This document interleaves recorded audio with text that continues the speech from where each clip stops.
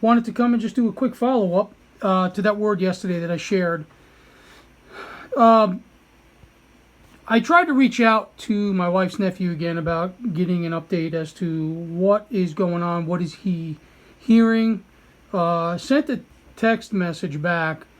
Apparently, from what I understand, it's not his personal phone that I got the text from. I got it from a phone number that is, I guess, a work number from him, because it's not the same number that my wife has or had from him. So it's either a work number or a new number that he's got. Nonetheless, he had my number to send me a text. So I reached out to get some information from him. His name is Michael, and I haven't gotten any word back. And I'm not so sure I will really hear anything back from him. Now, we don't have any other contact. We don't. They're in New York. We don't get together in the holidays anymore. There was a blow up between his father and myself, and I basically called his father out in front of all three of the boys, and surprised actually that I got a message from him, but I never had a problem with him. Anyway, so I reached out to him again to ask him what has he heard, does he know, what is trending. What are the types of things or questions that his clients are asking, or what is he doing for his clients? I did a little research yesterday, and there's a couple of folks that I watch, and I've been watching for at least 10 years on YouTube that are financial investors. One of you may know Bill Holter. I've listened to him every once in a while. I like his idea. I like the way he thinks. He lines up with some of the teachings that I've gotten in some of the words of knowledge and direction that I've gotten for the finances, or the system that we're in. And so, as soon as I hear something back, if I do hear something back, I will give you whatever I hear. But as an FYI, I just to let you guys know, I put my money where my mouth is. I actually sold. I'm not going to tell you what I sold, because I just rather not let anybody know that I have. I sold a valuable possession of mine, and I actually went on eBay. I also went on a gold company, silver and gold company that I used to buy a lot of stuff from back in the day. I bought a small gold coin, a 1/10 gold coin, and it was graded like I like. I like it confirmed. It's not Chinese, fake, or plated. And it didn't cost me a lot of money. I mean, it cost me a lot of money, half of the value of the item that I sold.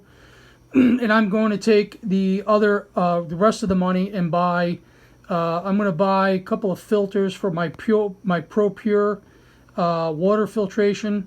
It's the one that's got the, if I'm correct, it's got a four-stage porcelain, four-stage porcelain water filters in it, and it does get rid of like 99.99% of all contaminants. It basically, you can take a puddle of mud water that maybe has been peed in, crapped in, or whatever you want, and you can take it and put it in this tank. You'd probably ruin the filters if you did it straight like that, but you can actually filter that water and drink that water, and it's safe and harmful for you. Now, I know a lot of people will take and put a cap full of non-scented bleach in a gallon of water, will put that in there, shake it, let it sit for 12 to 24 hours, and then what they'll do is they'll put that in their water filtration system.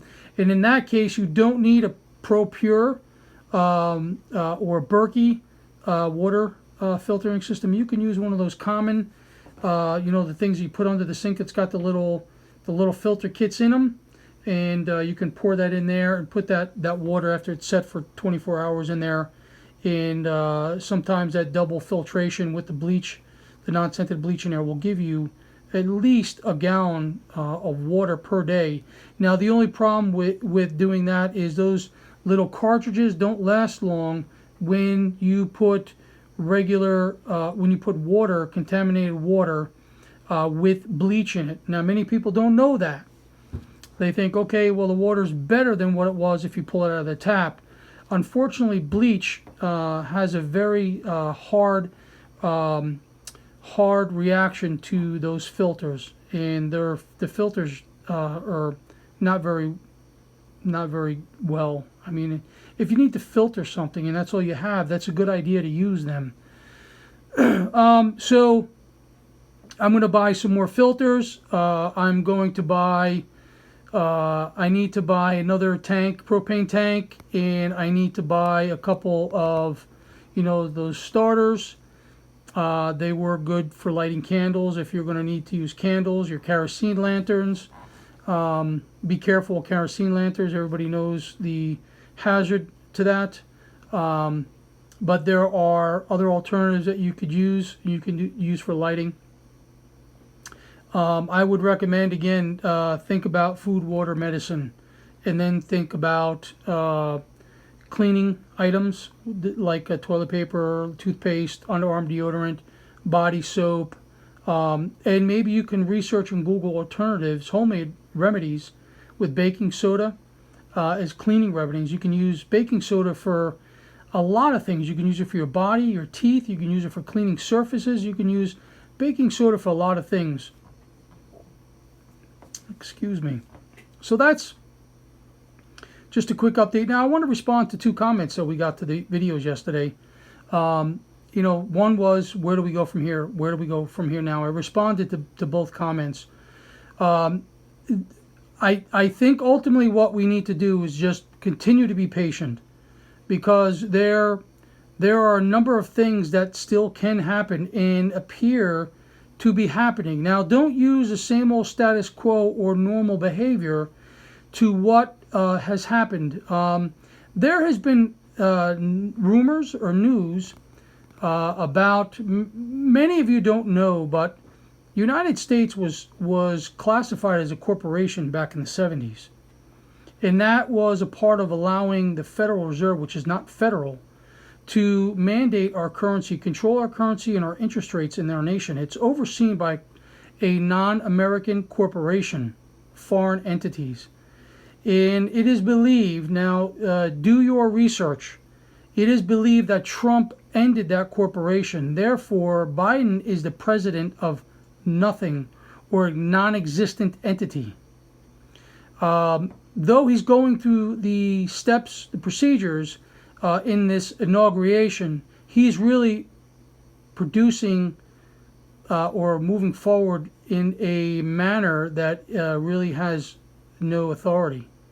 And that when Trump had left, he also issued some declarations that did involve the use of military, and that's why Biden is not being given any of the updates on the military or the Pentagon.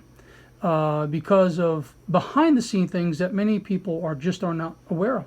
They don't follow certain leads. They aren't educated in the ways of what is going on. Nor do they have the leading or the quickening of God to say, "Go look this up. This is what's going on behind the scenes." So there's a lot that many people don't know and are again moved and influenced by their nature. And their nature often is that of one of fear, and it is quick to take you to a place that makes you inoperative, makes you unable to function with a sense of normalcy or being able to respond, move in a way that will produce a fruit or blessing for you when destruction comes. Many of you know that I did a video a while ago and I said about being prepared for the other side.